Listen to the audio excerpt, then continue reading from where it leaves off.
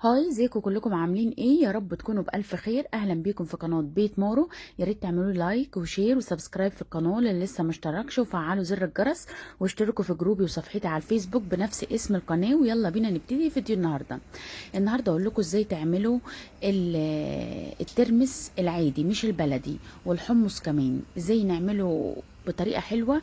تمام. وهيستوي في خلال يوم، هتاكلي منه بجد تحفه جدا. ده ترمس انا جايباه من السوبر ماركت اللي هو بيبقى في كيس، او من عند العطار تقول له عايزه الترمس السريع. تمام.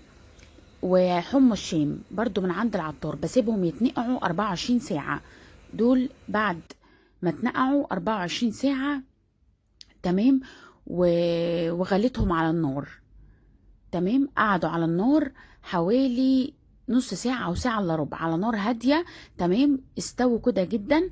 هاخدهم من على النار، هنشيلهم وأحطهم في طبق. تمام. أنا بحطهم على بعض ما يستووا. قبل ما يستووا كل حاجة تتسوى لوحديها، لأن سوى الترمس غير سوى الحمص الشام. حمص الشام بيستوي أسرع من الترمس. تمام. بعد ما استووا كل حاجة استوت لوحديها، بعد كده حطيتهم على بعض. تمام. في طبق. وهشطفهم من مية السلق دي كذا مرة، يعني ممكن مرتين. بكب مية السلق دي وهشطفها مرة واتنين. سهل جدا وتعمليه وتاكلي منه في خلال يوم. لكن الترمس البلدي بصراحة بيقعد منقوع كتير ويبقى ممرر. فالترمس السريع ده احسن حاجة. بيتجاب من عند العطار، هو وحمص الشام.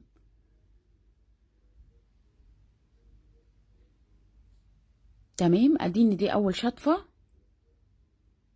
وهكب المية وهشطفها شطفة تاني.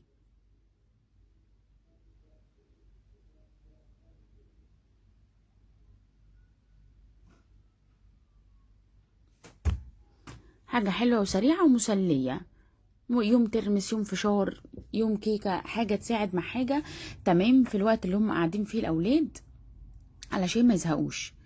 تمام. دي تاني شطفة. لازم بشطفهم كويس من مية السلق.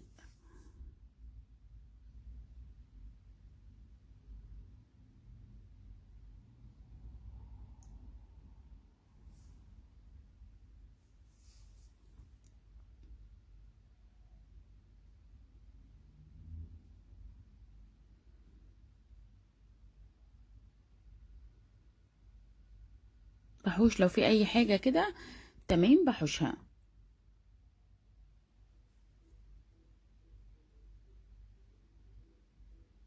بس كده.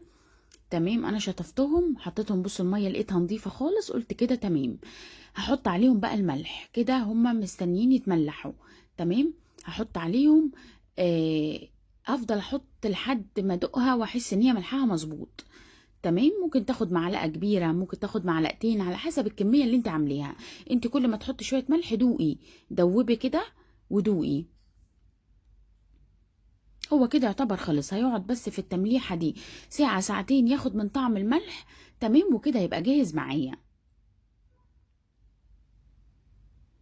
انا دوبت. تمام.